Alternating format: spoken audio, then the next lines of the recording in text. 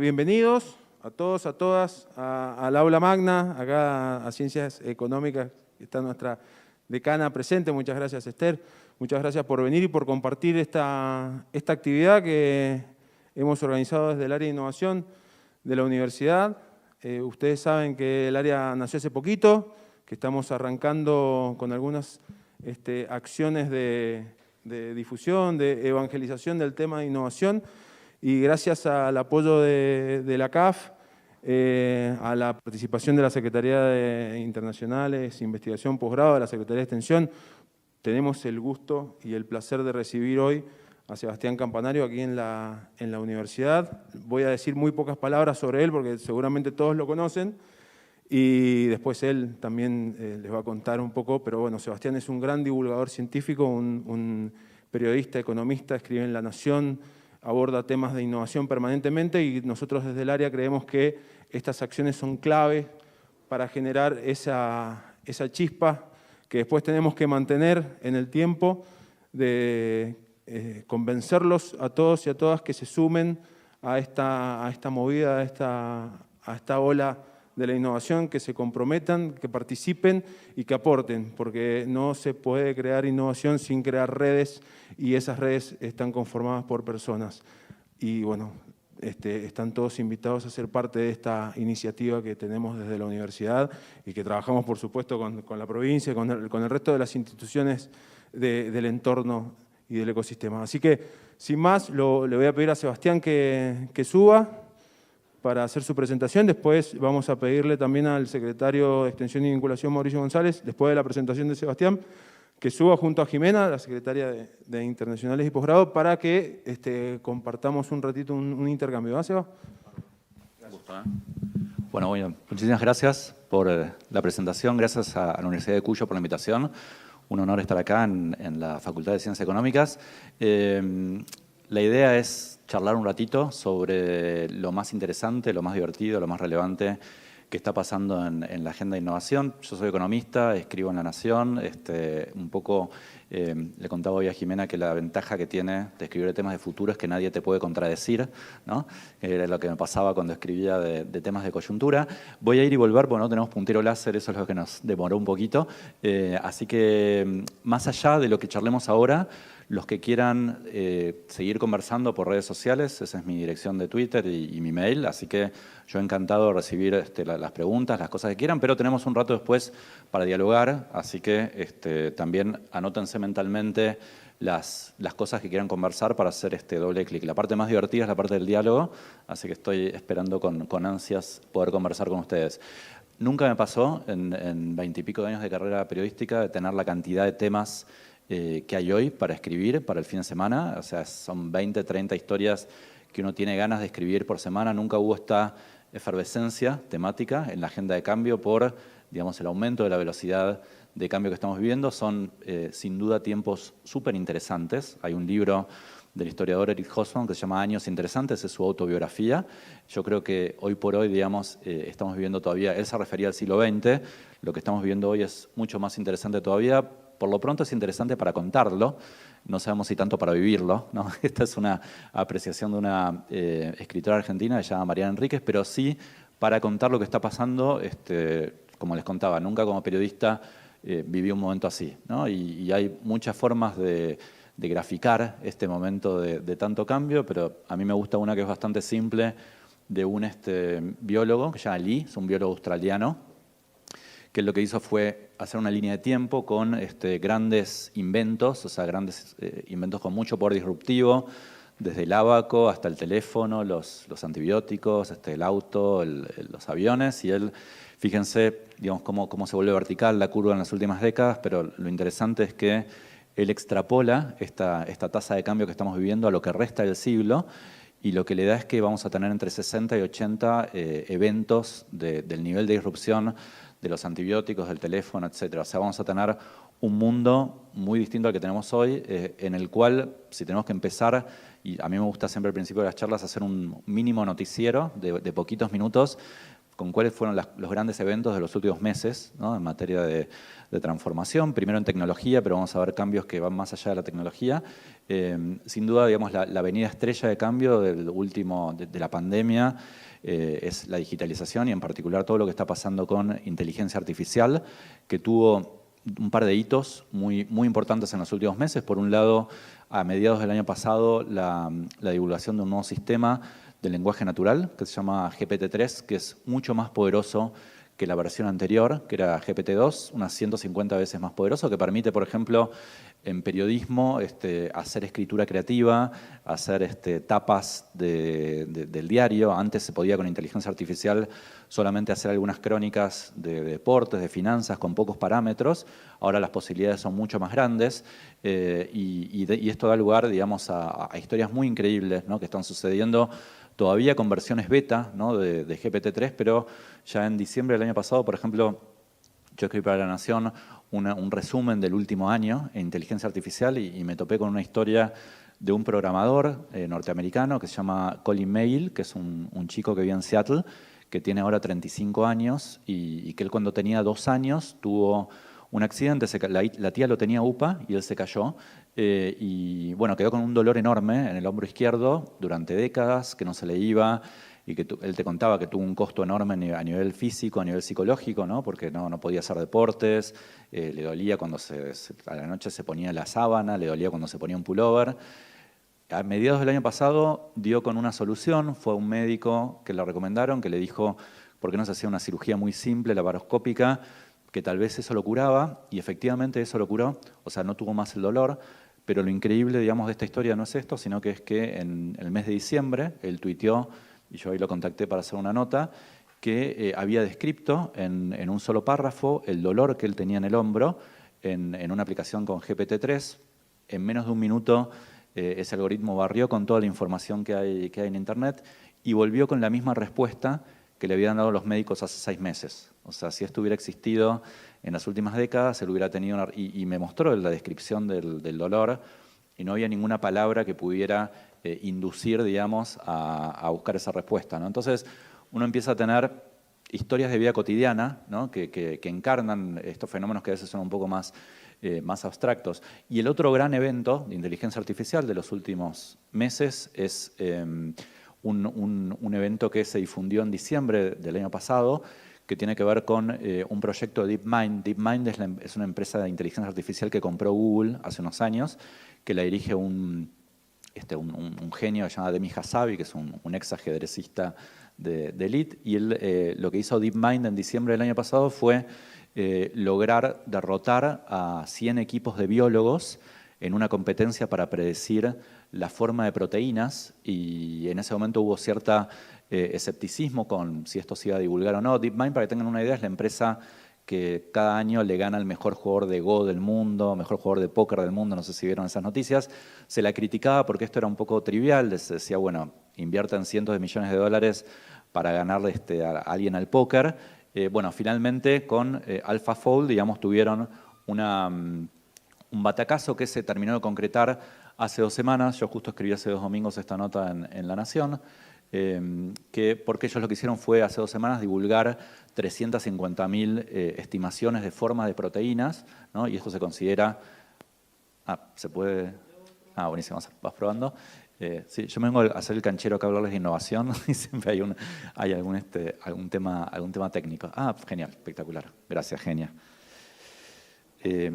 Entonces, como les decía, es como que la inteligencia artificial se está poniendo los pantalones largos, ¿no? Y está empezando a tener eventos, digamos, que realmente son mucho más disruptivos. Y engancho esta novedad de AlphaFold con lo que está sucediendo en lo que se considera la década de las ciencias de la vida, ¿no? Así como hay una avenida de mucho avance en inteligencia artificial, también están pasando cosas increíbles en el campo de la biotecnología.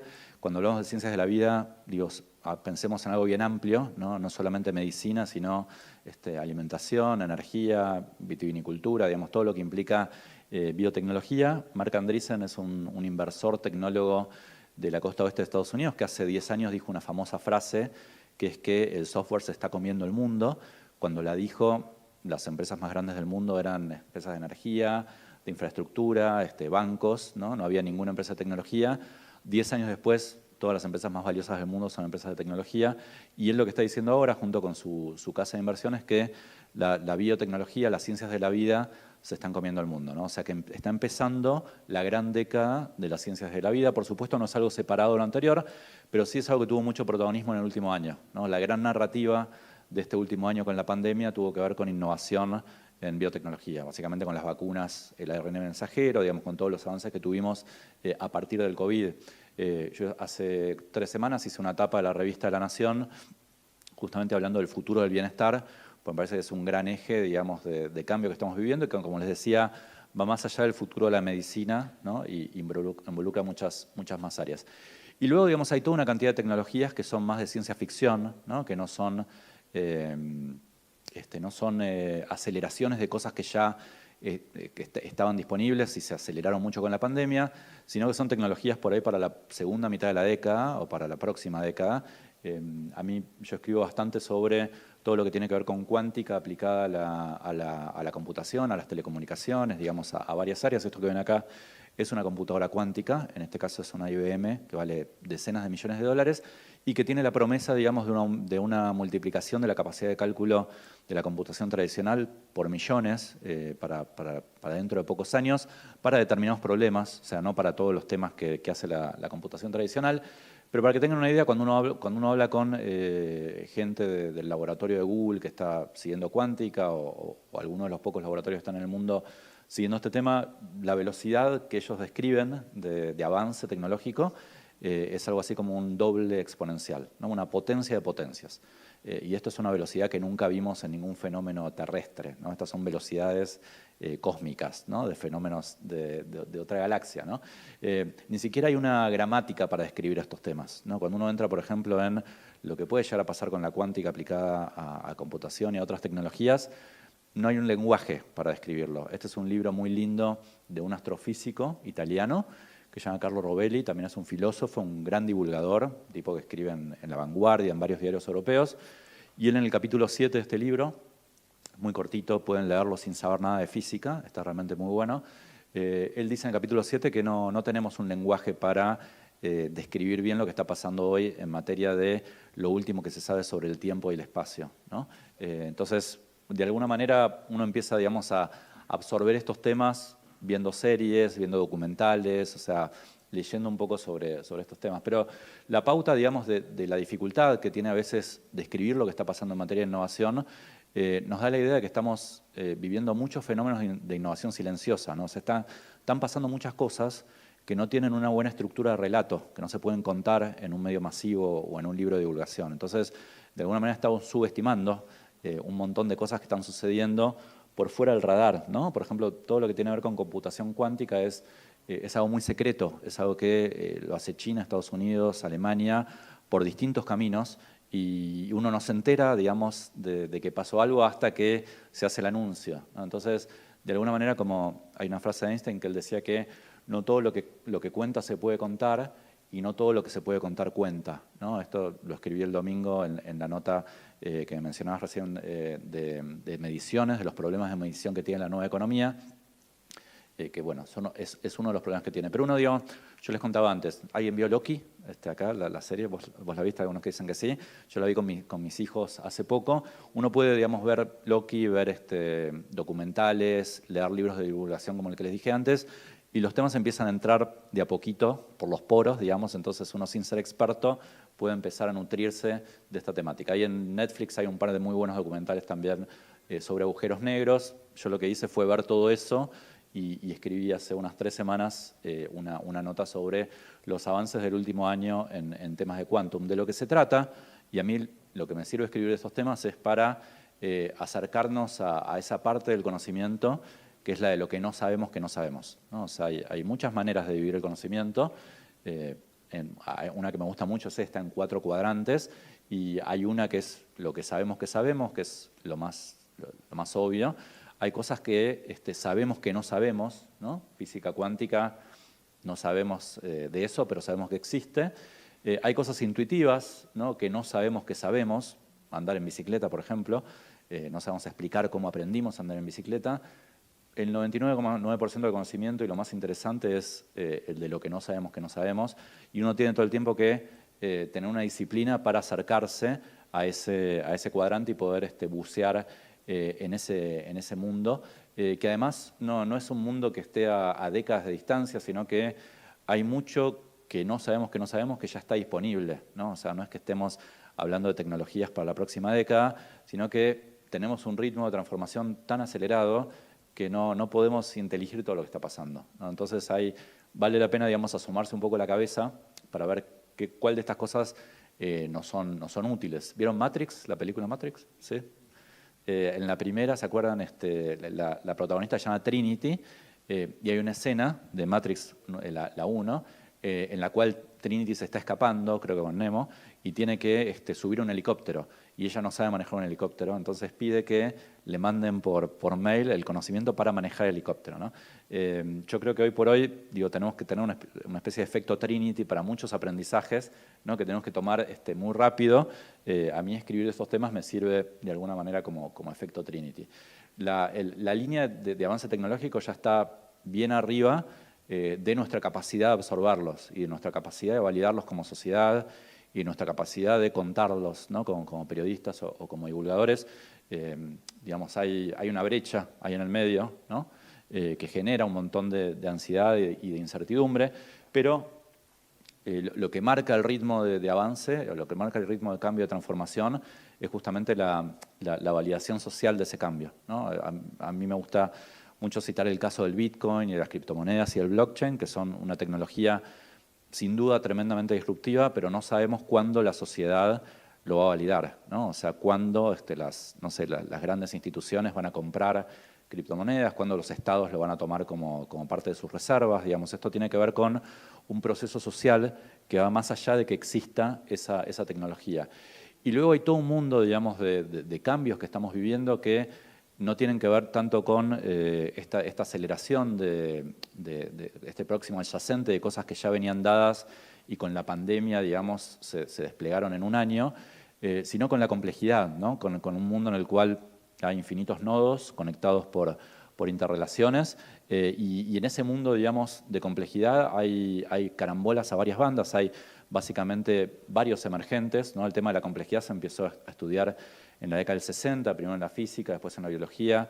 En la década del 80, digamos, empezó a estudiar en economía, en ciencias sociales. Pero uno, digamos, con la pandemia tiene un monstruo, estamos enfrentando un monstruo de varias cabezas. Sin duda uno es la cabeza biológica, el COVID, que es la más obvia, pero hay una cabeza económica, una cabeza política, una cabeza de salud mental, ¿no? Entonces, ningún cerebro del mundo por sí solo puede encarar los desafíos que hoy tenemos por delante, ¿no? En materia de cambio climático, pobreza, COVID, etcétera, ¿no? Entonces, este tema de la multidisciplinariedad se volvió ya medio un tema de vida o muerte, ¿no? Estamos en un mundo en el cual, como decía Pancho Ibáñez, todo tiene que ver con todo, ¿no? O sea, estamos en ese mundo.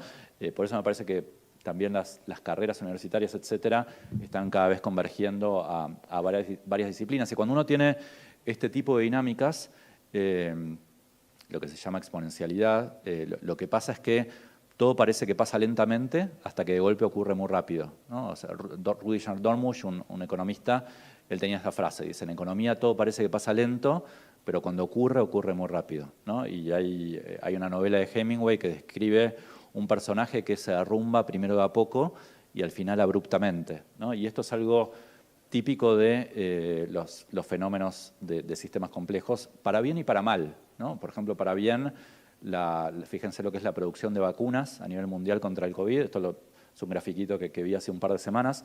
Los primeros 1.000 millones de vacunas se produjeron hasta el 17 de abril. Los segundos 1.000 millones se produjeron solamente en un mes posterior.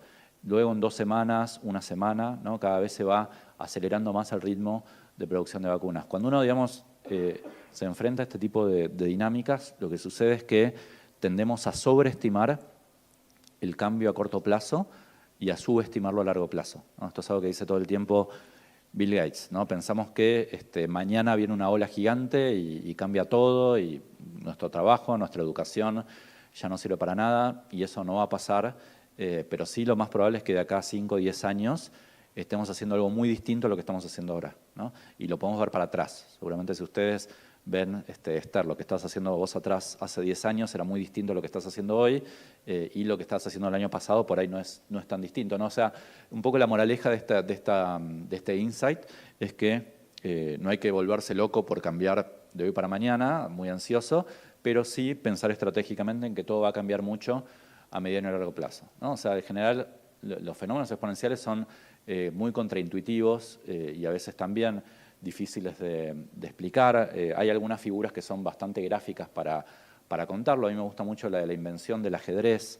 No sé si alguien juega al ajedrez acá en la sala y sabe cómo se inventó el ajedrez.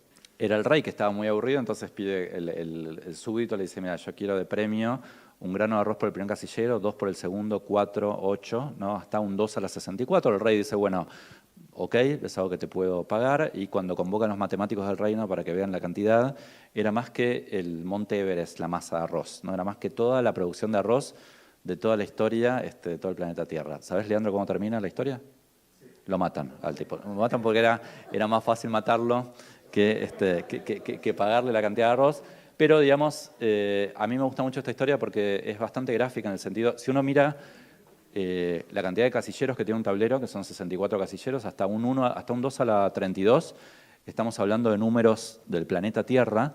Cuando empezamos a hacer un 2 a la 33, a la 40, y ni que hablar un 2 a la 64, ya entramos de nuevo en velocidades cósmicas, ¿no? Y de alguna manera de lo que estamos hablando hoy es de la vida, los negocios en la segunda mitad del tablero de ajedrez. Otra forma también bastante gráfica de contar la exponencialidad la conté hace 2 semanas en la nota esa que vieron de las proteínas desdobladas, con la cantidad de veces que se puede doblar un papel. ¿Alguien sabe cuántas veces puede doblar un papel? 8 veces, ¿no? Es la máxima, es el récord. Hay una norteamericana que pudo doblarlo en 12 veces, pero necesitó un papel de 1200 metros para hacerlo. Y si ustedes doblan un papel 100 veces, adivinen qué grosor tiene el papel. Es el tamaño del universo. Pero bueno, ese es el poder de las potencias, ¿no? Y cuando uno tiene, digamos, este tipo de fenómenos, como les decía antes, una de las cosas que emergen de los sistemas complejos es que aparecen cosas que realmente son imposibles de pronosticar, ¿no? Hay una novela de un autor chino que se llama Cixin Liu, un mega bestseller, que es una trilogía, se las recomiendo, también está muy buena, y el tercer libro de esta trilogía se llama El problema de los 3 cuerpos, y hace alusión a un famoso problema de la física que lo que dice es que, dadas ciertas condiciones iniciales, uno puede predecir lo que va a pasar con 2 cuerpos, o sea, puede predecir en qué posición van a estar 2 cuerpos, pero si uno ingresa un tercer cuerpo en la ecuación, emerge una dinámica de caos, ¿no? O sea, es imposible saber qué va a pasar con esos 3 cuerpos, ¿no? Yo tengo 3 hijos. ¿Alguien tiene 3 hijos acá? ¿En la sala? ¿2? ¿Nadie? Bueno, pasa algo parecido con los hijos. 2 son manejables, digamos, ya un tercero emerge una dinámica de caos, ¿no? Bueno, tengo que actualizarla, están un poco más grandes, pero bueno, ahí Seinfeld dice que los chicos de 2, 3 años, los toddlers, son como una licuadora sin tapa, ¿no? Puede pasar cualquier cosa, y esto es algo parecido al problema de los 3 cuerpos. Pero fíjense lo que pasa cuando uno pone en Google la palabra unprecedented, ¿no? Sin precedentes. No hay precedentes del uso de la palabra sin precedentes, ¿no? O sea, estamos en un mundo en el cual están pasando cosas sin precedentes todo el tiempo, y esto tiene que ver básicamente con la complejidad de lo que estamos viviendo. Y a nivel personal, y acá les voy a decir algunas reglas, algunas herramientas, algunos tips, digamos, que surgen de esta descripción que estamos dando. Uno puede, digamos, pensar que esto lo hizo este concepto es de un psicólogo inglés que se llama Wiseman, que él dice que la suerte, entre comillas, es una función de 2 variables que tiene por un lado, digamos, el azar. El azar es incontrolable, ¿no? Porque es azar por definición, pero hay una parte de la ecuación que es nuestra velocidad de interacción con el azar que sí podemos controlar, ¿no? Eso es hacer cosas distintas todo el tiempo, hacer trabajos distintos, estar en redes sociales, ir a charlas, conectarnos con gente distinta, ir al trabajo con otra gente, digamos. Uno de esa manera puede jugar más billetes de lotería, digamos, y tener algún cisne negro positivo. Y hay en el mundo, digamos, del entretenimiento y lo que se llama la economía de la atención, que es donde yo más estoy, hay un montón, digamos, de casos famosos de gente que persiste mucho y que tiene un premio por persistir, ¿no? O sea, la persistencia fue siempre algo muy importante, pero cuando uno tiene sistemas complejos tan ubicuos, empieza a ser una habilidad mucho mayor. ¿Saben a cuántas audiciones fue Brad Pitt antes de que lo tomaran en un spot publicitario? ¿Alguien sabe? 87 audiciones, ¿no? 86 le dijeron que no, y es Brad Pitt, ¿no? O sea, no es ninguno de nosotros, pero 86 personas le dijeron que no.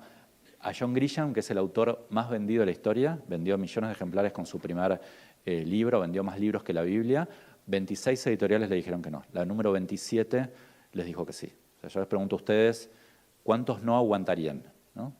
3, 4, y después te dedicas a otra cosa. Sin embargo, la escritora Rowling, ¿no? La de Harry Potter, también 2 editoriales. Digamos, no sé si vieron Phineas y Ferb, ¿vieron el dibujito de Phineas y Ferb? ¿Vos sos fanática de Phineas y Ferb? Bueno, yo soy súper fanático. ¿Sabés que es el dibujo más exitoso después de Los Simpsons? Es tremendamente exitoso. Y yo hablé con los guionistas, con los creadores. Ellos estuvieron 17 años tratando de venderle la idea de Phineas y Ferb a los estudios, porque es imposible venderle la historia de 2 hermanos ensamblados que tienen un ornitorrinco, espía. La contás y decís, esto no hay forma de que funcione. Y finalmente, medio de casualidad, digamos, se la vendieron a Disney y fue el furor. En general, cuando uno habla de innovación, lo primero que llega a la cabeza es el tema de la tecnología, inteligencia artificial, biotecnología. Lo que está pasando hoy en materia de cambio a nivel cultural, vincular, de hábitos, etcétera, es tan exponencial como el de la tecnología. En general tenemos un sesgo de los seres humanos muy fuerte a sobre representar la tecnología cuando hablamos de futuro, ¿no? Y esto se ve súper claro en las películas, ¿no? ¿Se acuerdan Volver al Futuro 2? ¿Se acuerdan en qué año llegaba Marty McFly? 2016, estaba en octubre de 2016, eran 30 años después de que Robert Zemeckis filmó la película y él se imaginó un futuro a 30 años lleno de autos voladores, zapatillas que se ataban solas, de hoverboards, pero en ese futuro las familias seguían siendo iguales, no había gente del mismo sexo caminando por la calle como vemos hoy, estaba todo el mundo fumando, ¿no? O sea, en 2001 Odisea del Espacio, Kubrick la firma en el año 69 y estaba todo el mundo adentro de las naves fumando, y las mujeres eran todas azafatas o secretarias, o sea, Kubrick no vio la revolución de género de la década del 70. En general, yo pienso que es más difícil pronosticar los cambios sociales porque tienen que ver con nuestro adentro, ¿no? Y la tecnología tiende a ser el afuera, pero la verdad es que si uno ve lo que está pasando hoy en agenda de género, de hábitos saludables, de nuestra relación con el trabajo, en un montón de cosas, los cambios son tan dramáticos, tan drásticos como lo que está pasando con tecnología, ¿no? La tecnología es uno de los huracanes de cambio que estamos viendo hoy, pero uno puede pensar en cambio climático, en ciclo político, en riesgo biológico, en temas demográficos, ¿no? El último libro que yo escribí es Revolución Senior y habla de lo que está pasando a nivel demográfico. Y también en lo que tiene que ver con modelos de negocios, ¿no? Que también es un tema que a veces se subestima, pero el otro día, por ejemplo, para una nota me comentaban este dato de que lo que es la industria de los videogames hoy supera en facturación a la música, al cine, a las series, a todo el resto del mundo de entretenimiento sumado, ¿no? Es 10 veces más grande que la industria de la música y no hay 10 veces más audiencia de videogames que de gente que le guste la música. Y no hay una tecnología particularmente más avanzada en videogames. La diferencia es la porosidad a nuevos modelos de negocios. O sea, es un sector muy dinámico para lograr nuevas formas de asociarse, de cooperar, de vincularse, de monetizar, etcétera, ¿no? Es un sector que toma primero las innovaciones. Entonces, eso hace que mueva mucha más plata que otros sectores. Yo escribo bastante y sigo bastante el tema de economía del comportamiento, que es la mezcla de economía y psicología, ¿no? Que es una línea de la economía que nació en la década del 70. Este es el gran creador, uno de los creadores de la economía del comportamiento, que es Daniel Kahneman, que acaba de sacar un libro ahora que se llama Noise, que es como el bestseller del año en Estados Unidos. Kahneman tiene 87 años y la economía del comportamiento estudia muchos sesgos, ¿no? Que son errores que cometemos habitualmente, la mayoría de las veces de manera inconsciente. Yo quería comentarles uno o dos que tienen particularmente mucha repercusión en procesos de cambio y en procesos de innovación. Hay mucho de efecto statu quo, ¿no? De nuestra incapacidad muchas veces para cambiar. En particular, hay uno que me parece particularmente costoso, sobre todo para las empresas y las organizaciones, que es lo que se llama el sesgo de omisión, que es la simetría que tenemos para tratar las decisiones que tomamos vis a vis las no decisiones. ¿Se entiende lo que digo, más o menos? Si uno no toma una decisión, el costo o el beneficio es tan grande como el de tomar una decisión. Sin embargo, en una empresa, en una organización, en una ONG, donde sea, se castiga a la persona que tomó una decisión con una mala consecuencia, pero no se hace nada con la persona que no tomó una decisión con una mala consecuencia, ¿no? Entonces, hay una simetría muy grande contra la toma de decisiones, que es lo que provoca que las organizaciones estén llenas de gente que sonríe bien, que da la mano, ¿no? Como el jefe de, no sé si vieron la tira Dilbert de cómica, ¿no? El jefe pelopunta, ¿vos lo viste? Que es un floating manager, ¿no? Un tipo que es un inútil total, y no toma ninguna decisión. ¿Cómo? Claro, sí, pero no sirve para nada. Y esto hay un estudio divertido en economía del comportamiento de unos economistas que lo que hicieron fue ver qué pasa con los árbitros cuando tienen una duda en el área penal, si fue penal o no, esto es obviamente antes del VAR, pero la duda, lo que sucedió como resultado es que los árbitros tienden a no cobrar penal. O sea, se demostró empíricamente que tenemos una fuerza muy grande para no tomar decisiones, ¿no? Yo esto en una nota de La Nación tituló el efecto Pancho La Molina. ¿Se acuerdan de La Molina? Era el siga, que nunca cobraba nada. Bueno, por eso, ¿no? Entonces está demostrado empíricamente. Y esto cuando todo cambia tanto como ahora, tenemos que tomar más decisiones, ¿no? Entonces este sesgo es particularmente costoso. Y después, sin duda, digamos, el tema de la ansiedad, ¿no? O sea, ¿son ansiosos ustedes? ¿Sí? ¿Del 1 al 10 cuánto? 11. Bueno, hay un psicólogo que se llama Robert Levinson. Totalmente. De hecho, la Argentina es el país más ansioso de América Latina. Esto está medido. Hay un tipo que se dedica a medir esto, que es un psicólogo que lo mide en 50 países, ¿no? Y mide, por ejemplo, en promedio cuánto tarda la gente de un país en tocar el botón para que se cierre la puerta del ascensor más rápido, ¿no? O en promedio, cuánto se tarda, manda gente a la calle para que cronometre cuánto tarda alguien en tocar la bocina cuando se pone el semáforo en verde, ¿no? Y los argentinos somos los que más rápido tocamos el botón para la bocina. O mide cuánto tarda una persona en completar no me sale, la frase, ¿no? Somos autocompletadores compulsivos de frases, ¿no? Yo estoy hablando con Jimena y ella me dice lo que yo voy a decir y yo le digo lo que ella va a decir, ¿no? Entonces, digo, todos estos son indicadores que están medidos, ¿no? Y que nos muestran como una sociedad muy ansiosa.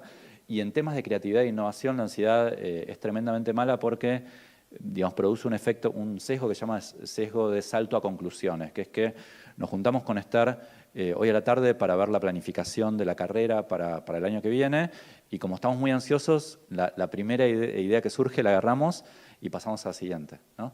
Y uno necesita, yo el tercer libro que hice se llama Ideas en la ducha, digamos, uno con las ideas necesita darles un tiempo de maduración, ¿no? Yo como periodista siempre cuento que no hay ningún driver más potente de calidad creativa para una nota que cuando puedo dejar pasar un tiempo entre que se me ocurre una idea y que la idea sale publicada. Yo tengo la ventaja, como escribo de temas que no son súper coyunturales, eso lo puedo hacer. Pero si uno está todo el día, 14 horas por día, con la cabeza en el día a día, cerrando temas para mañana a la mañana, bueno, es imposible ser creativo, ¿no? Yo laburé en Clarín muchos años en el cierre diario, y en el cierre diario te dan a las 7 de la tarde 4 páginas, ¿no? Vos eso lo supiste porque laburaste, Javier, en los Andes como jefe del suplemento de economía, y no podés dejar las páginas en blanco, hay que poner algo. Entonces, por eso los diarios a veces el día a día es tan aburrido, porque uno no puede tomar riesgos. Entonces, en ese caso uno llama a la persona que sabe lo que le va a decir. Cuando uno puede dejar pasar un tiempo, empiezan a surgir caminos oblicuos, ¿no? Uno empieza a ocurrirse de cosas y a hablar con físicos, con biólogos, con otro tipo de gente, ¿no? Y la creatividad fue siempre algo muy importante, pero en este mundo que estamos describiendo es todavía algo mucho más importante. Yo hace poco hice una nota diciendo que cualquier consultor hoy te dice que su área de incumbencia es mucho más importante con la pandemia, ¿no? O sea, cualquiera dice esto, pero yo esto lo creo realmente porque, digamos, estamos en un mundo en el cual, además de tener avances exponenciales o muy potentes en muchas tecnologías, también tenemos deterioros que son exponenciales, ¿no? El cambio climático empeora de manera exponencial. Lo estamos viviendo, hoy me contaban, Mendoza es la peor sequía de la historia, ¿no? O sea, ustedes los conocen en carne propia, y hay muchas, migraciones por guerras, tiene un empeoramiento exponencial, el COVID lo mismo. Entonces, digo, para ese tipo de problemas no podemos tener soluciones incrementales, hay que pensar otra cosa, ¿no? Entonces, digo, de ahí uno puede entender que para muchos problemas necesitamos soluciones fuera de la caja, disruptivas, no lineales, como quieran llamarle, y hay, digamos, hay una forma muy, muy potente y muy simple de definir la creatividad, que es la de la unión de puntos que nadie había unido con un valor agregado para la sociedad, con un valor agregado en originalidad, ¿no? Si ustedes ven en este slide, el primer cuadrado es de conocimiento, son puntos sin unir, el segundo experiencia son puntos unidos por líneas rectas, pero los mismos puntos unidos de manera creativa dan un gato, ¿no? Entonces, eso es la creatividad, ¿no? Es unir puntos de una manera que nadie antes había unido. Y yo creo que muchas de las tecnologías que estamos viendo hoy aumentan la cantidad de puntos para unir y facilitan la unión de esos puntos, ¿no? GPT-3, que hablamos al principio, nos agrega trillones de puntos nuevos para unir, ¿no? Entonces, me parece que es un mundo interesante en el sentido de efervescencia de ideas, ¿no? Y yo esto lo veo como periodista, les contaba al principio, o sea, nunca tuve tantas ganas de escribir historias para el fin de semana, ¿no? O sea, en materia de no solo de tecnología, sino de nuevos modelos de negocios, de nuevas historias, de cambios de todo tipo, estamos como con los hongos después de la tormenta, ¿no? Estamos con un montón, digamos, de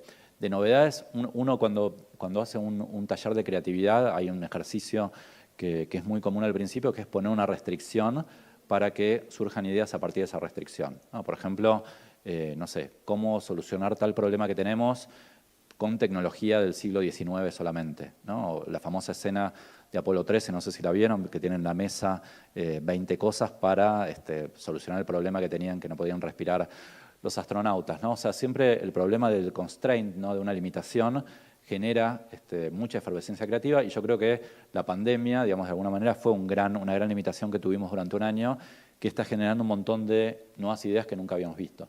Y en materia, por ejemplo, de todo lo que está pasando en la economía creativa, ¿no? Con lo que por ahí en forma medio rimbombante se llama economía de la pasión, digamos, es otro área muy sorprendente. En economía de la pasión lo que está pasando es que convergen un montón de nuevas plataformas y herramientas para vender contenidos digitales de manera no comoditicia. Cuando hablamos de economía creativa, acá no se imaginen escritores solamente, o poetas, o pintores, o cineastas, sino que seguramente todos nosotros estamos en el mundo de la economía creativa, pues estamos ofreciendo consultoría, educación, o sea, cualquier saber online, y lo que está pasando es que hubo en este último año una explosión, digamos, de plataformas que apalancan este fenómeno, y por otro lado también una explosión de oferta, y esto hace que uno tenga una disrupción en el sentido clásico.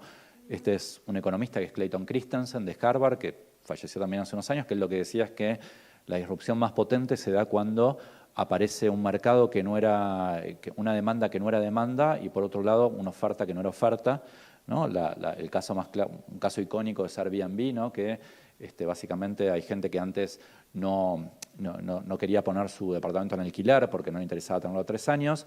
Con el modelo de negocios de Airbnb pasa a ser una oferta que antes no existía, y del otro lado hay gente que no viajaba porque no quería pagar un hotel, etcétera, y con el modelo Airbnb empieza a viajar, ¿no? Entonces, esto está pasando con economía de la atención, con un montón de casos increíbles. ¿A este señor lo conocen? ¿Sí? The Office, muy bien. Se llama Kevin, ¿no? Es un contador de The Office, y él en el mes de marzo, en una plataforma que se llama Cameo, que es una plataforma de saludos cortitos de estrellas no muy conocidas, él facturó $1 millón haciendo saluditos de cumpleaños, ¿no? Yo creo que no va a salir a ver si sale de casualidad. Sí, miren. Surprise! Cambry. What? No, sorry. It's not Ashton Kutcher. It's me, Brian Baumgartner, here, wanting to wish you a very happy birthday. Wow. You are sweet, sweet, sweet, sweet 16 today. That's amazing. Happy birthday from your entire family. Now, I understand you had a big surprise and they threw an office-themed birthday party for you. I hope that it is amazing. I hope all your friends came and your family and everybody had a good old time. And I hope that chili was served. Yep, because nothing says happy sweet 16 than a big old pot of beany, spicy, delicious chili. I understand you're a big fan. Thank you so much for that. And I hope you have an amazing time. And my question really is, why didn't your family invite me? Because I'm free, literally forever. Happy birthday, Cambry. From me, your family, all your friends. I hope you have an amazing day and the best year ever. Nice. Cobraba $299 el saludito y facturó $1 millón, ¿no? Con esto. O sea, es una plataforma que explotó este año. En la Argentina hay un montón de casos también, ¿no? Yo tengo 3 hijos y Olivia, mi hija más chica, el año pasado me hizo pagar 3 veces un zumpamento. No sé si alguien hizo un zumpamento en su casa, pero son unos chicos muy buenos animadores que llaman Laberinto Masticable, que se quedaron sin laburo con la pandemia. Se les ocurrió empezar a hacer campamentos para chicos. 1000 personas por sábado pagando la entrada de 500 pesos, 3 horas revolucionando el living de tu casa, pero con un nivel de creatividad tremendo, fue un boom. Y después, bueno, digo, también todas las nuevas herramientas que traen estas nuevas plataformas, ¿no? O sea, estamos con una generación de chicos adolescentes que ya dentro de muy poco tiempo vamos a tener decenas o centenares de millones de personas expertas en generar buenos videos, en editar genialmente, mejor que por ahí gente que hace una carrera de cine en lenguaje audiovisual, ¿no? Fíjense lo que hace esta chica, a ver si me sale acá. Miren lo que hace esta, esto es de la semana pasada.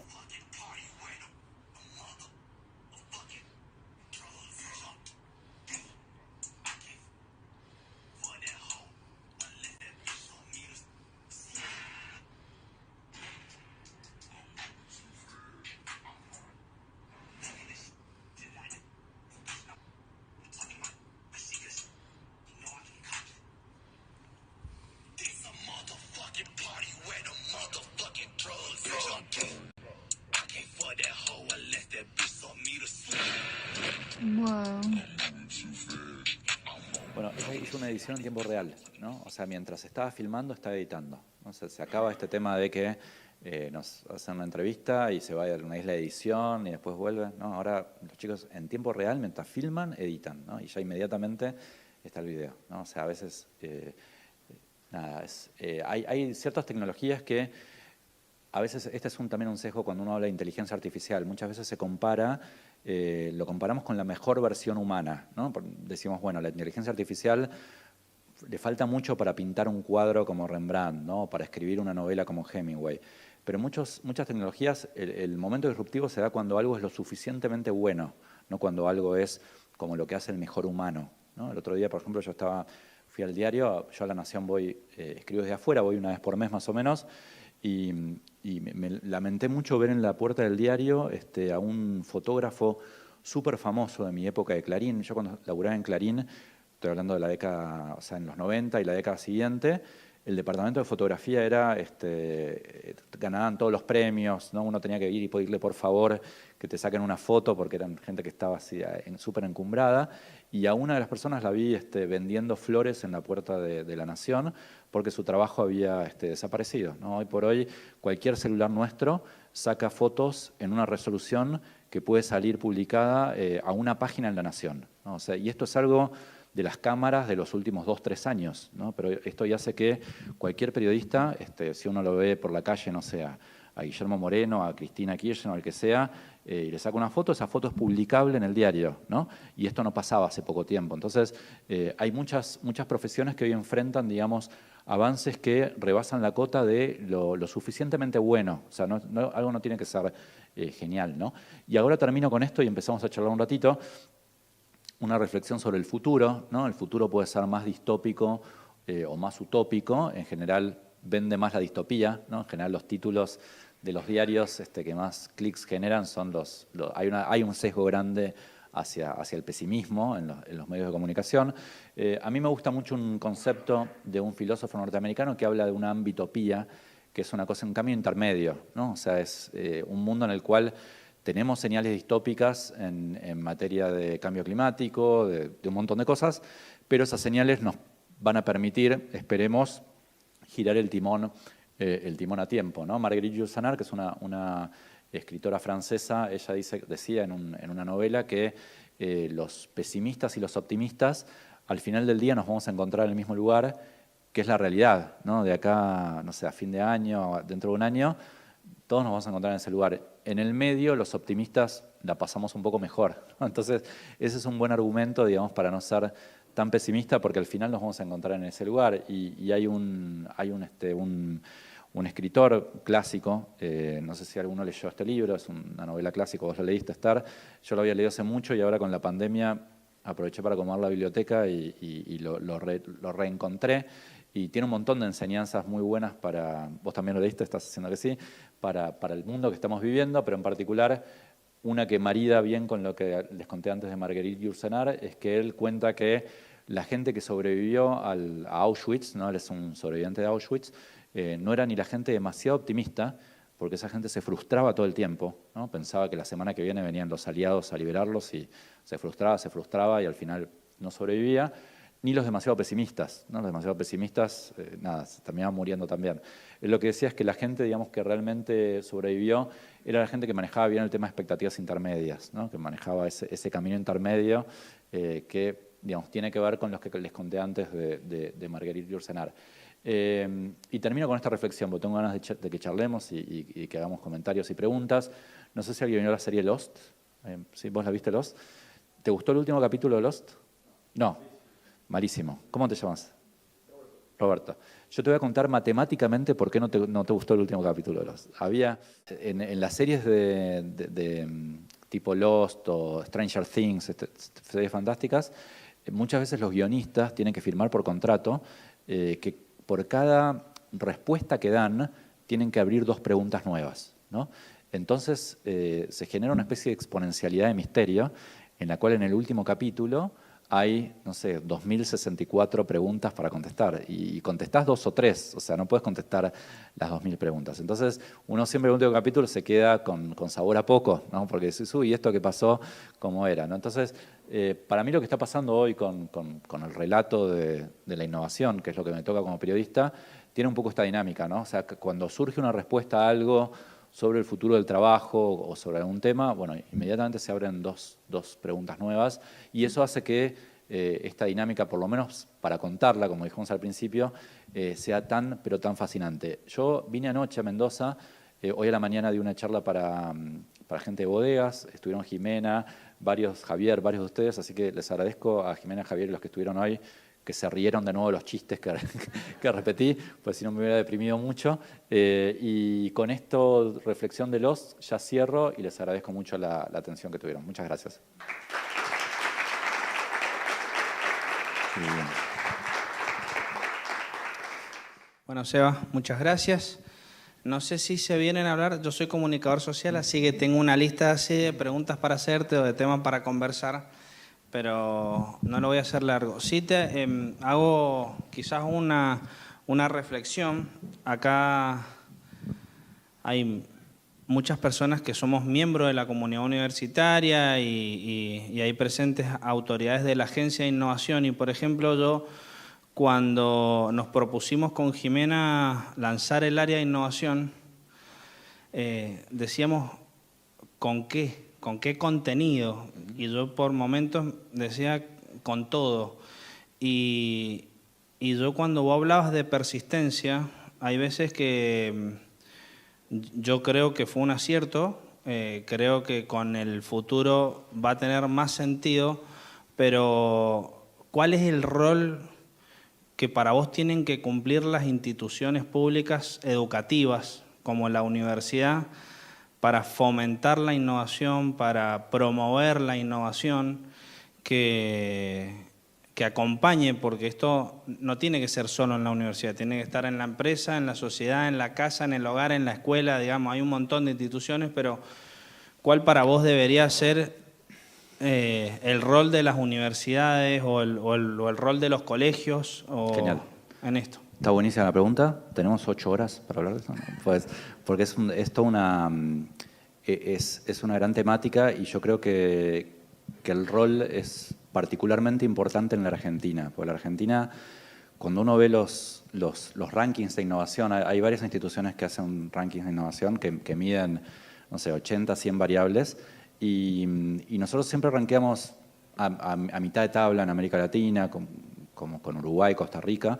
O sea, somos bastante buenos en innovación, pero tenemos una parte muy mala que es la interfaz público-privada, de investigación, etc. O sea, somos muy malos para esa parte intermedia. Ranqueamos muy bien en recursos humanos, digamos, en un montón de variables, pero en esa no. En lo que es bueno Israel, en lo que es buena Corea, en lo que es buena Estonia, ¿no? Que es en esa transferencia rápida y eficiente de conocimiento, acá somos muy malos. Entonces, por eso me parece particularmente importante la iniciativa que tienen acá en Uncuyo con este Departamento de Innovación y me parece muy importante alentarlo, ¿no?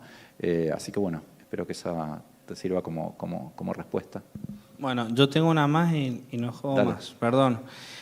Vos sabés que siempre es como más fácil asociar la innovación a la biotecnología, a la tecnología, digamos, a cuestiones tecnológicas, pero cuando tenemos que innovar más que nada en temas sociales, por ejemplo, yo tengo a cargo el área de extensión, tenemos que buscar formas nuevas para involucrarnos con organizaciones sociales o con la misma sociedad, pero el tema social siempre cuesta mucho más la innovación porque no se sabe ni por dónde empezar. ¿Qué me puedes decir al respecto?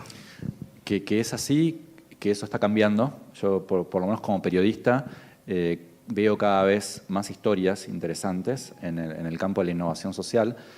Lo que pasa mucho, y esta respuesta te la digo como de periodista comunicador, ¿no? Vos decís que sos comunicador, digamos, la realidad está llena de puntos, que hay muchas cosas que son muy relevantes y son muy importantes, pero no todas tienen una buena estructura de relato, o sea, no todas son atractivas para ser contadas. Entonces, a mí me pasa mucho como periodista que vienen con algo que vos decís, bueno, tal iniciativa de innovación social que está buenísima, está genial, estaría bárbaro que se conozca, pero por ahí no tiene un conflicto, no tiene algo efervescente para contarlo, ¿no?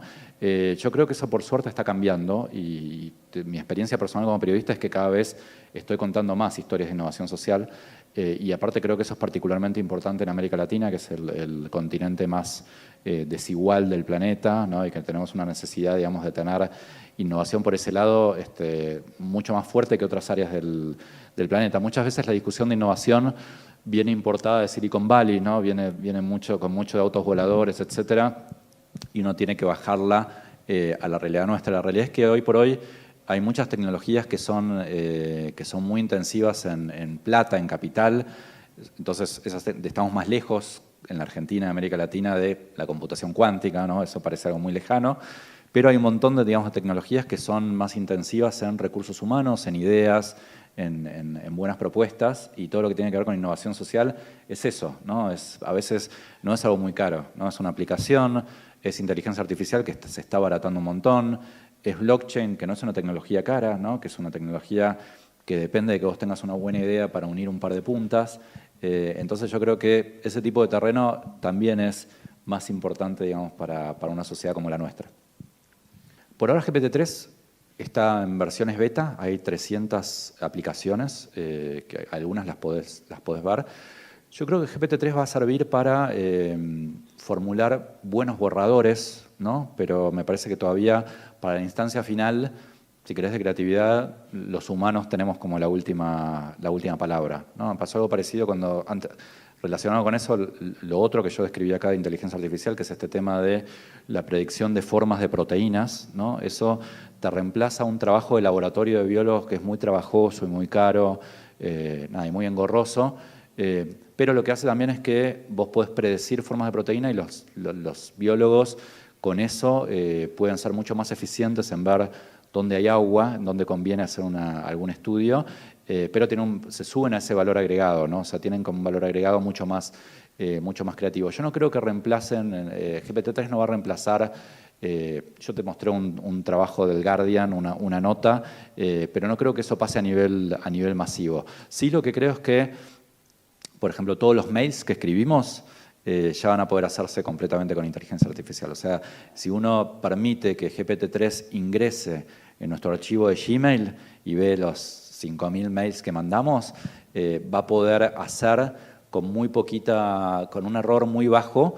Yo le voy a poder mandar un mail a Jimena y le voy a tener que hacer un par de correcciones mínimas, ¿no? Entonces, para ese nivel de cosas lo suficientemente buenas, sí vamos a tener un poder disruptivo muy grande. Si quieren entrar a aplicaciones, hay una, por ejemplo, hay muchas muy divertidas, ¿no? Hay una que se llama Bullshit Generator, que lo que hace es generarte un título, ¿viste? En LinkedIn, que en LinkedIn hay gente que se pone que es visionaria, ¿no? O sea, que se pone cosas que decís cómo les da la cara para ponerse. Bueno, hay un Bullshit Generator de GPT-3 que te pone el título. O, por ejemplo, hay otra aplicación que estuve viendo también que está muy buena, que es que vos describís un par de personajes y la aplicación te hace el diálogo entre esos dos personajes, con bastante buen poder predictivo. Pero yo creo que se va a usar como material de trabajo de borradores, por lo menos en este próximo año. Digamos, a futuro no sé bien qué va a pasar, ¿no? Decide responder los mails, un golazo, digamos, me da Sí, una sí, felicidad enorme, ojalá exista ya, digamos, y nos solucione la vida. Pero eso me linkea con lo último que decías del futuro del trabajo. Estamos en una universidad donde nos demoramos en formar varios pares de años. ¿Qué nos puedes decir respecto del futuro del trabajo y esto que acabas de mencionar, pero a la vez ciencias de la vida y economía del bienestar tan presente que requiere muchísima creatividad y muchísima gente, digamos, trabajando en eso? Sí, a ver, también es como un debate infinito, digamos, podemos estar horas y horas hablando. Si te puedo decir un par de cosas, una es que el consenso sobre el futuro del trabajo cambia mucho cada 6 meses. O sea, era muy pesimista el año pasado, ¿se acuerdan? Estaban esos estudios famosos que decían que, no sé, 47% de las profesiones iban a quedar obsoletas ya. O sea, la predicción era para un tiempo que ya pasó y no quedaron obsoletas. De hecho, hoy por hoy es el momento histórico de empleo de la historia del capitalismo. Obviamente en los países que andan bien, no en la Argentina, pero en Europa, en Estados Unidos, en esos países nunca hubo tanta gente trabajando. Es cierto que a nivel interno cambia mucho la composición del empleo, pero en valores absolutos hay mucha gente trabajando. Con respecto al futuro del trabajo con la pandemia, yo creo que nosotros como sociedad somos bastante pendulares, ¿no? Entonces en el corto plazo, ahora que estamos saliendo de la pandemia, lo que nos va a pasar es que tenemos ganas de ir a la oficina, a una charla presencial, de viajar. O sea, añoramos mucho lo experiencial porque estuvimos 1 año y medio, digamos, con ese consumo reprimido. La gran pregunta es dónde va a quedar la aguja una vez que ese péndulo se mueva para el otro lado. Y yo creo que va a quedar en un cambio del 20-30% mínimo. Yo ahora justo estoy haciendo para dentro de 2 semanas una nota sobre ese tema. Tengo un amigo, Nico Pimentel, un creativo, que él dice que es un freelance y todos sus colaboradores son freelance y él habla de su aldea @gmail, ¿no? Todos tenemos el @gmail, pero a mí me parece que, digamos, que ese cambio del 20-30%, que por ahí hoy no te parece tanto, es completamente disruptivo en un montón de mercados, ¿no? O sea, por ejemplo, no sé, en el mercado de valor de oficinas, ¿no? O sea, el valor de las oficinas se está destruyendo en alquiler y en venta también. O sea, hay un montón de sectores que eso es una cuestión casi de vida o muerte, te diría, ¿no? Entonces, yo creo que de acá a 6 meses, 1 año, el péndulo se va a quedar en un cambio bastante grande, ¿no? Porque pensemos que todo lo que fue este año en teleeducación, en teletrabajo, en telemedicina, fue como la peor versión de eso, ¿no? Porque lo tuvimos que hacer de un día para el otro, sin programación, con plataformas que se caían, ¿no? La famosa frase "estás muteado", ¿no? Que fue la frase del año, ¿no? Con un montón de problemas. Pero ahora nos estamos acostumbrando y la experiencia cambia completamente, ¿no? Entonces, cuando vos pensás que esa experiencia todavía puede ser mucho mejor, yo creo que ahí puede haber un cambio súper grande, pero de nuevo, es un debate para hablar horas y horas. Hay un sesgo fuerte a ver el cambio, ¿no? Y por ahí hay muchas cosas que no cambian, eso es cierto. El que dice siempre esto es Bezos, ¿no? El fundador y dueño de Amazon. Él se la pasa yendo a entrevistas, todo, y siempre le preguntan, bueno, ¿qué va a cambiar de acá a 10 años? Y él lo que te dice es, mira, a mí lo que me importa es lo que no va a cambiar, ¿no? Y la estrategia de Amazon, que es la empresa, no sé, número 1, 2, 3 del mundo, está basada en lo que él cree que no va a cambiar. ¿Y qué es lo que él cree que no va a cambiar? Que la gente va a querer recibir paquetes lo más rápido posible y de la mejor manera posible. Después lo hará con drones, con inteligencia artificial, tiene guita para hacerlo de la mejor manera posible, pero él se enfoca en lo que no va a cambiar, ¿no? Entonces, es cierto que a veces en el mundo de la divulgación, de la innovación, hay a veces un foco muy grande en lo que está cambiando, porque lo que está cambiando es un título, ¿no? O sea, si vos en un diario decís no, sigue todo más o menos igual. Nadie te compra el diario, ¿no? Y nadie te compra el libro. Entonces, eso es cierto. La segunda parte, yo justo hoy a la mañana, en la charla que dimos con la gente de las bodegas, justo fue la nota que hice el domingo, es lo que está pasando con la economía de los intangibles, ¿no? Que ya es el 80% del valor, para que tengan una idea, de las empresas, las 500 empresas más grandes del S&P de Estados Unidos, el 80% del valor es intangible. ¿Qué es intangible? Estrategia, logística, branding, lobby, capacidades, etcétera, ¿no? O sea, eso pasa a ser lo más importante. Entonces, tenés una especie de peso cada vez más grande en los procesos, ¿no? En la logística, en el modelo de negocios. Y la economía intangible, digamos, cambia absolutamente todo la lógica de la economía. Los intangibles no se pueden comerciar en un mercado secundario, generan efectos de derrame sobre las empresas mucho más grandes que los tangibles, con lo cual es interesante meterse más en ese lado, ¿no? Yo hoy a la mañana, justo no lo puse en la presentación de hoy, pero para la nota que escribí el domingo, leí una, medio en diagonal, pero leí una parte de un libro que se llama El capitalismo sin capital, que está muy bueno, es un libro bastante reciente, que hace foco en eso. Si te interesa el tema, te invito a que lo leas. Estamos en un momento en el cual en general están en problemas las instituciones grandes de cualquier tipo, ¿no? Universidades, el Estado, las empresas muy grandes, porque hay un tema de velocidad, ¿viste? Yo lo que veo, por ejemplo, es que en materia universitaria, un programa del año pasado de inteligencia artificial hoy ya es viejo, ¿no? Y de biotecnología ya es viejo. Entonces, ahí tenés un tema de tiempos, ¿no? Por ejemplo, en todos los temas de innovación, yo me acuerdo cuando empecé a escribir hace 10, 15 años, los grandes, las grandes biblias de ese tema eran el informe semestral de Harvard Business Review, de Stanford, viste y hoy eso ya es viejo, porque la lógica de presentar un paper, hacerlo, que te lo publiquen todo, de acá a 6 meses, viste, ya no tiene sentido. Entonces ahí tenés un tema de velocidad. En cuanto a los contenidos, a ver, yo en particular, en Buenos Aires están surgiendo carreras medio híbridas, ¿no? Con cosas de ciencia de datos, con distintas habilidades que me parece que son interesantes. Mi hijo más grande tiene autismo, mi segundo hijo tiene 13 años. De acá a algunos años, si tuviera que recomendarle a él alguna carrera, iría por alguna carrera un poco híbrida, porque me parece que necesitamos habilidades de muchos tipos y si vos te especializás mucho en algo, bueno, ese algo tiene chances de acá a 5 o 10 años de quedar obsoleto. Uno de los libros que tenía ganas de escribir era un libro que se titula El efecto Sarah Connor. ¿Vieron Terminator? ¿Sí? ¿Vieron todos Terminator? No puedo spoilear Terminator, ¿no? Bueno, ¿se acuerdan Sarah Connor? Al final de Terminator, la primera, ella tiene que criar un hijo para que de acá a 20 años derrote a las máquinas, ¿no? Y yo creo que hoy, ¿tenés hijos? Sí. Bueno, todos somos Sarah Connors, ¿no? O sea, todos tenemos que criar, no hijos para que derroten a las máquinas, pues yo no creo que pase eso, pero sí para que vivan en un mundo muy distinto al que tenemos hoy, ¿no? Entonces, en este libro, que al final voy a ir por otro lado, pero lo que habíamos pensado era preguntarle a gente que tiene hijos chicos qué cosas está haciendo para complementar la educación tradicional con sus hijos, ¿no? Le preguntamos, no sé, a Manu Ginóbili, a Narda Lépez, a gente piola con hijos adolescentes, a ver qué estaban haciendo. Y lo que te puedo decir, si te tengo que decir algo de conclusión, es que no terminamos haciendo el libro por la diversidad de respuestas que hay. O sea, nadie la tiene muy clara y nadie la tiene muy clara en Silicon Valley, ¿viste? O sea, vos hablas con el número 2 de Google y el número 3 de Apple y uno te dice que al hijo no lo deja aprender programación y el otro te dice lo contrario. O sea, me parece que es una pregunta que si querés por ahí mal de muchos, consuelo de tontos, pero es una pregunta que hoy se están haciendo los principales centros de estudio de todo el mundo, ¿no? Entonces,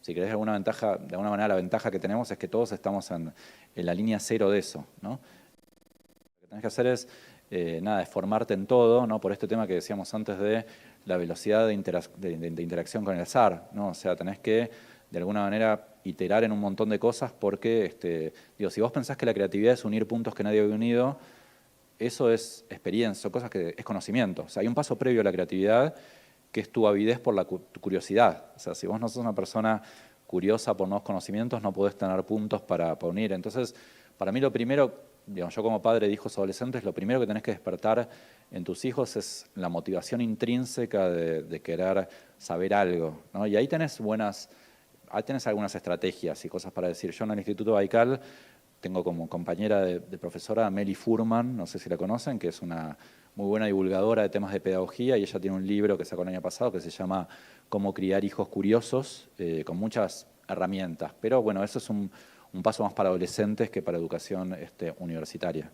Esta nota que te mencioné, que hice hace un mes más o menos para la tapa de la revista, es el futuro del bienestar, ¿no? Y ahí hablé con médicos, hablé con gente de ciencias duras, pero hablé con personas, digamos, que están trabajando bien en temas de bienestar, con cosas que no están todavía demostradas 100% científicamente, ¿no? Pero que de alguna manera están funcionando. Hay gente trabajando en frontera de meditación, con psicodélicos, y también con temas de salud mental y con inteligencia emocional, etc. Entonces, yo no los veo como cosas contrapuestas, ¿no? Y ahí tengo una experiencia personal, que es que yo en la secundaria fui al Nacional de Buenos Aires, hice economía en la UBA.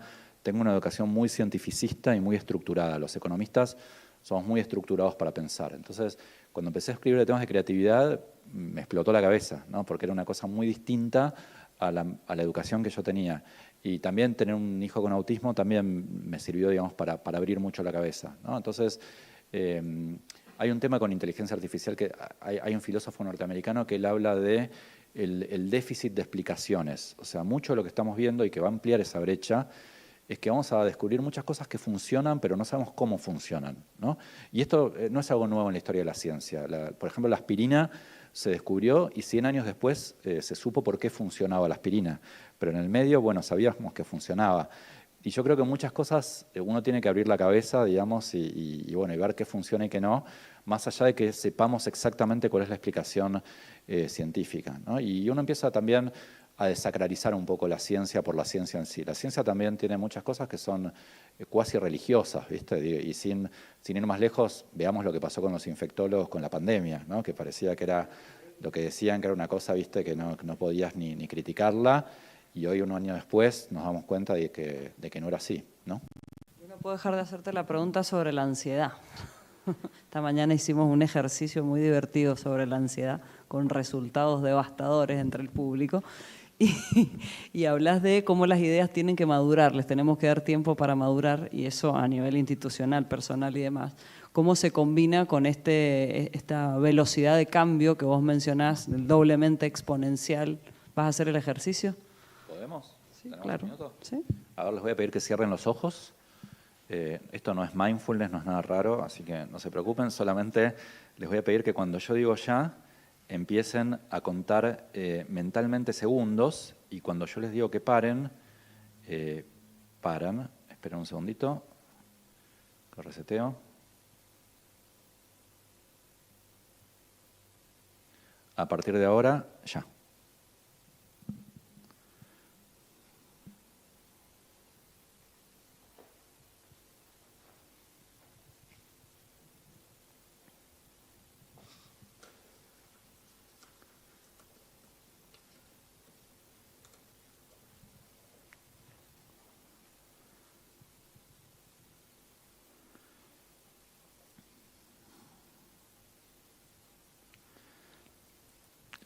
Bueno, muy bien. ¿Pueden abrir los ojos? Fíjense si tienen la billetera en el bolsillo. ¿La tienen? Sí. Y díganme cuántos contaron, más o menos. ¿Alguien más de 40? Levanta la mano. ¿41? ¿Alguien más de 50? ¿No? ¿40 y cuántos? ¿42? ¿Más de 42? ¿54? ¿Alguien más de 54? ¿No? ¿54 a la 1? ¿54 a las 2? ¿Cómo te llamas? Claudia, un aplauso grande para Claudia, se ganó mi libro también, así que se lo doy.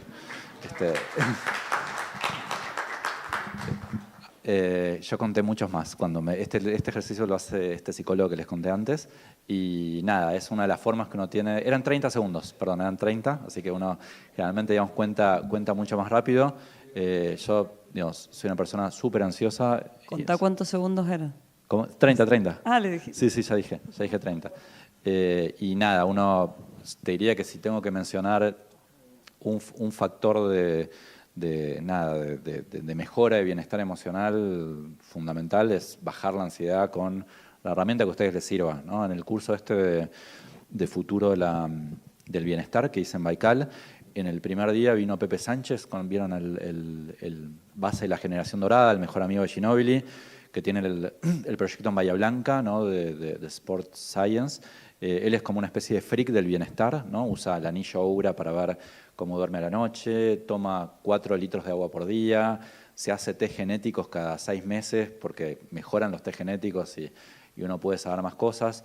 Y si les puedo decir un par de consejos, por ahí son medio pavos y uno no se espera eso de una charla de innovación, pero bueno, hidratarse mucho y profundizar en temas de meditación es algo que tiene un retorno, digamos, enorme, y son hábitos que uno puede tomar muy fácilmente, no es que uno tiene que obligarse a ir a correr o ir al gimnasio, que eso es dar un poco más de fiaca, sino que son cosas muy cortitas que uno puede hacer, no sé, en el ascensor del edificio, en lapsos muy chiquitos del día, y tienen un retorno muy grande, digamos, en mejora de la calidad de vida.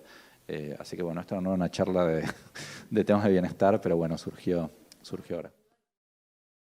Sí, yo cuando fui a proponer esa nota en el diario casi me matan porque me decían, esa nota la hice cuando teníamos 700 muertos por día de COVID, yo justo había tenido COVID, mi mujer también, mi madre falleció de eso, entonces me parecía parecía un tema anticlimático, pero un poco lo que yo les dije es justamente por eso, ¿no? Justamente es un tema que va a explotar ahora post pandemia y que además del tema de la pandemia tenés una serie enorme de avances en biotecnología y además tenés un tema de cambio demográfico, ¿no? O sea, una sociedad mucho más adulta.